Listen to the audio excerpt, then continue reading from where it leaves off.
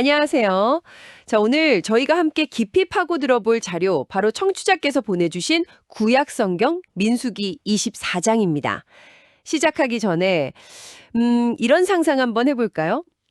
당신이 라이벌 회사를 무너뜨리려고 업계 최고의 홍보 전문가를 고용했어요.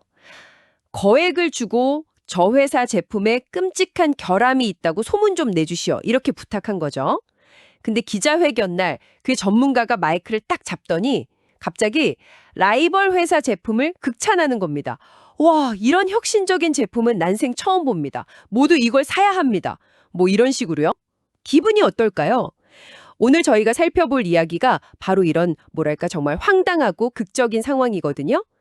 모압의 왕 발락이 당대 최고의 저주 전문가 예언자 발람을 고용해서 자기적인 이스라엘을 저주해달라고 합니다.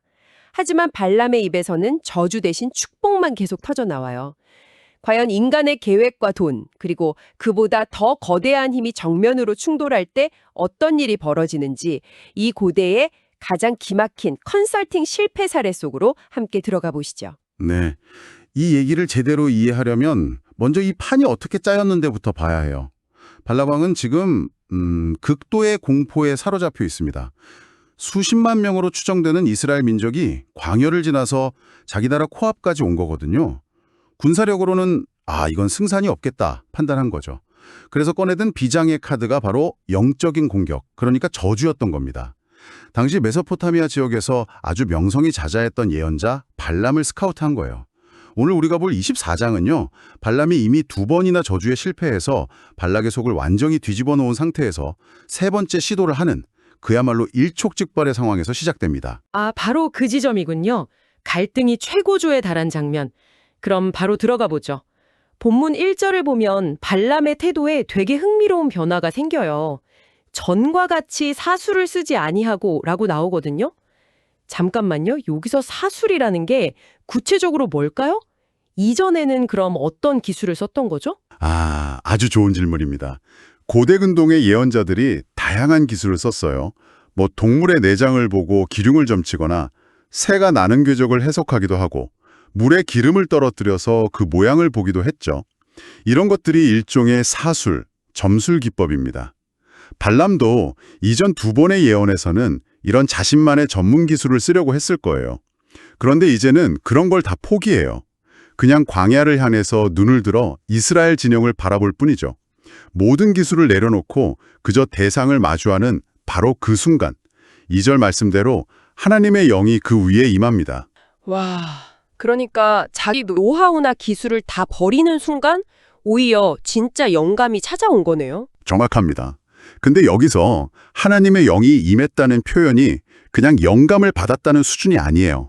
그런가요? 네, 이건 말 그대로 신에게 완전히 장악당했다는 의미에 가깝습니다. 여기서부터 발람은 자기가 하고 싶은 말을 하는 서비스 제공자가 아니라 신의 말을 그대로 전달해야만 하는 송수신 장치가 되어버린 거죠. 송수신 장치요? 네, 이건 고대 예언 비즈니스 모델 자체를 뒤엎는 선언이에요. 예언은 돈으로 살 수 있는 서비스가 아니다. 통제 불가능한 신의 메시지다. 이걸 보여주는 겁니다. 그렇게 신에게 장악당한 발람의 입에서 나온 말들이 정말 압권입니다. 저주를 기대하는 왕 앞에서 터져나온 게 아름다운 한 편의 시예요.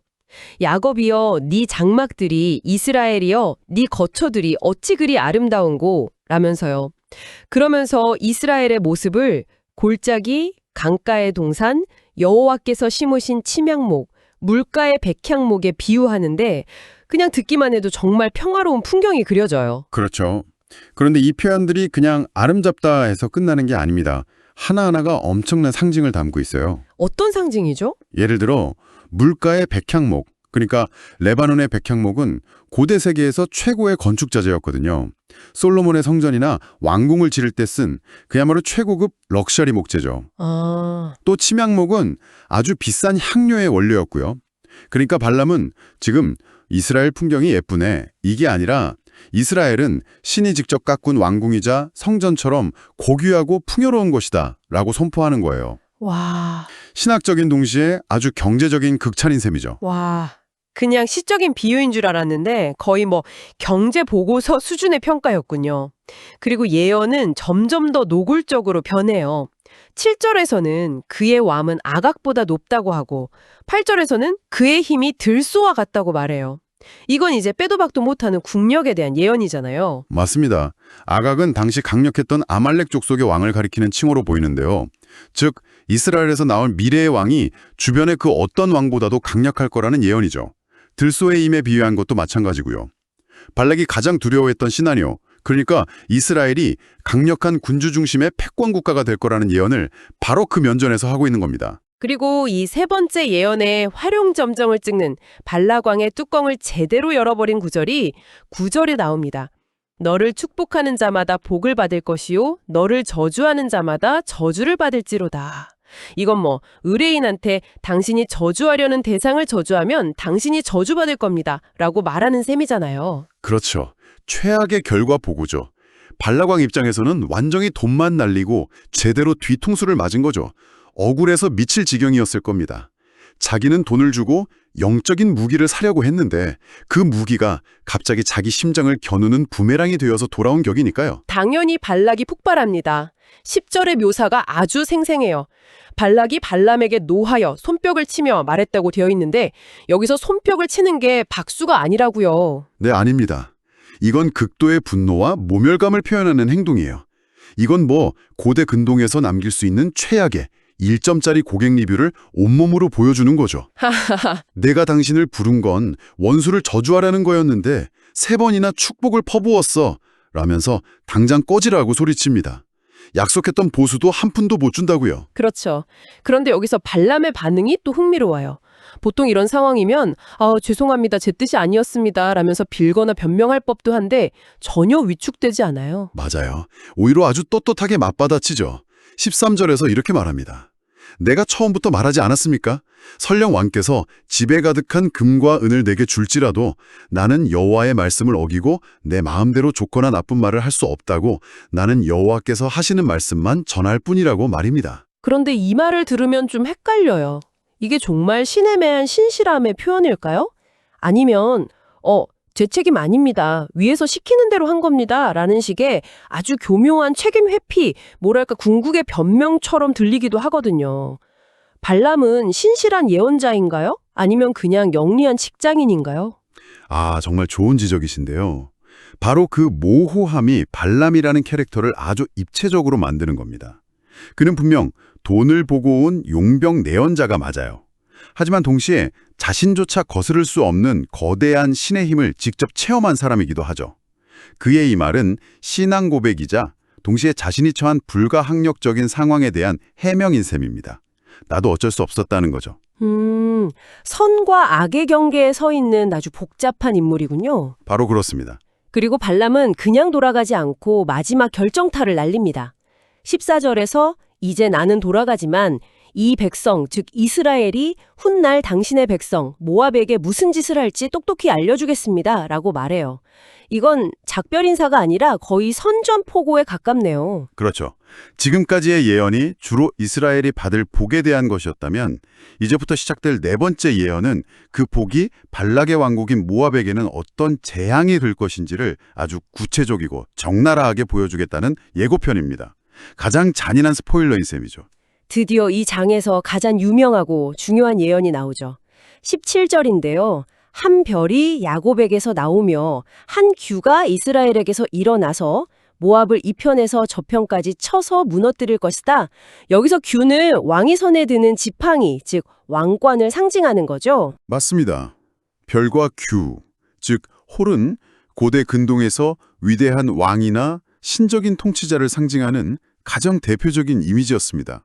즉 발람은 지금 이스라엘에서 장차 강력한 왕이 나타나 주변국들을 정복할 것이라는 아주 명백한 군사적, 정치적 예언을 하고 있는 겁니다. 그리고 그 첫 번째 정복 대상으로 바로 눈앞에 있는 발락의 나라 모압을 지목한 거죠. 와, 발락 왕에게는 정말 끔찍한 순간이었겠네요.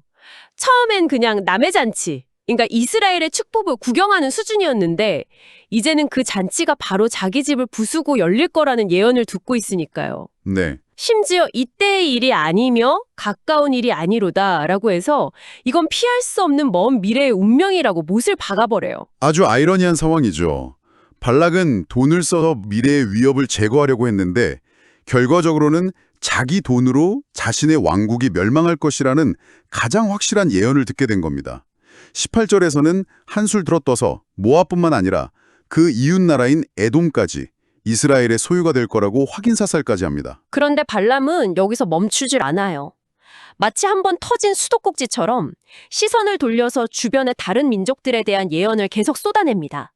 20절에서는 강대국 아말렉을 향해서 지금은 네가 최고지만 결국 멸망할 것이다 선언하고 21절에서는 난공불락의 요새에 사는 겐족속도 결국 아스르에게 포로로 잡혀갈 거라고 말해요. 여기서 시야가 확 넓어지는 걸 볼 수 있습니다. 이스라엘과 모압의 지역 분쟁을 넘어서 당시 중동 전체를 아우르는 거대한 역사의 파노라마가 펼쳐지는 거죠. 지금 강해 보이는 자들도 영원하지 않고 안전해 보이는 자들도 결국 무너진다는 일종의 제국들의 흥망성쇠를 예고하고 있습니다. 심지어 그 겐 족속을 정복할 아수르 제국조차 영원하지 않다고 말하죠. 24절을 보면 기띔 해변에서 배들이 와서 아수르를 괴롭힐 것이다 라는 구절이 나오는데 여기서 기띔은 보통 서쪽의 해양 세력, 그러니까 후대의 그리스나 로마를 가리키는 것으로 해석되죠. 네, 그렇게 봅니다.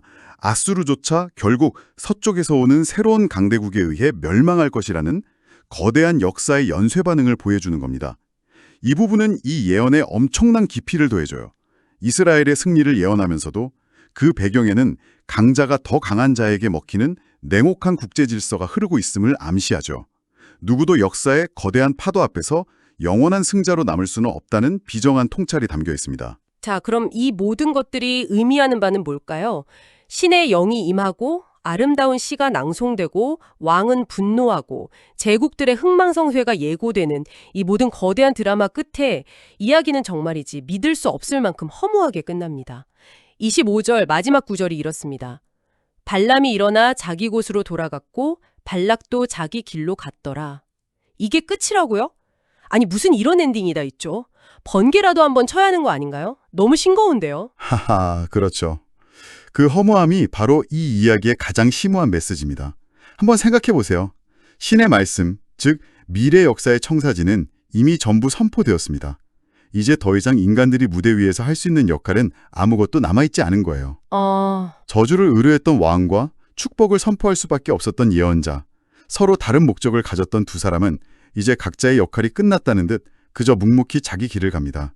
거대한 드라마에 막이 내린 거죠. 그러니까 모든 말은 이미 허공에 던져졌고 이제 남은 건 그 말들이 현실이 되기를 기다리는 시간뿐이다. 이런 거군요. 쌍 후에도 이미 선포된 미래를 바꿀 수 없다는 것을 이 고요한 퇴장은 보여줍니다. 가장 극적인 사건 뒤에 찾아오는 가장 완벽한 침묵. 이 결말은 오히려 이 이야기의 예언들이 얼마나 확고부동한 것인지를 역설적으로 강조하는 아주 세련된 문학적 장치입니다. 오늘 우리는 인간의 계획, 즉 발락의 저주와 그 계획을 압도하고 뒤집어버리는 신적인 힘 사이의 팽팽한 줄다리기를 지켜봤습니다.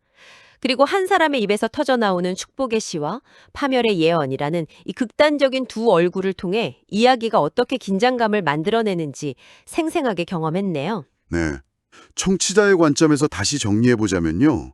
이 이야기는 단순히 종교적인 텍스트를 넘어서 운명과 자유의지, 또 힘의 본질이라는 보편적인 주제를 다루는 한편의 잘 짜인 드라마라고 볼 수 있습니다. 강력한 이미지를 통해 어떻게 메시지를 전달하는지, 또 극적인 긴장감을 어떻게 쌓아올렸다가 이토록 담담하게 해소시키는지, 그 서사 구조를 따라가는 것만으로도 아주 흥미로운 경험이 될 겁니다. 자, 이제 이 이야기를 당신의 것으로 만들 시간입니다. 발람은 결국 돈도 명예도 얻지 못하고 왕의 분노만 산 채 빈손으로 돌아갔습니다. 하지만 그는 집에 가득한 황금을 준다 해도 거스를 수 없는 자신이 해야만 하는 말을 했습니다. 여기서 오늘 당신에게 던지는 마지막 질문은 이것입니다. 외부의 압력이나 달콤한 보상 앞에서도 흔들리지 않는 자기만의 목소리를 갖는다는 것은 우리에게 무엇을 의미할까요? 그리고 만약 발람처럼 내 의지와 상관없는 거대한 힘이 나를 통해 무언가를 말하려 한다면 나는 과연 그 목소리에 귀를 기울일 준비가 되어 있을까요?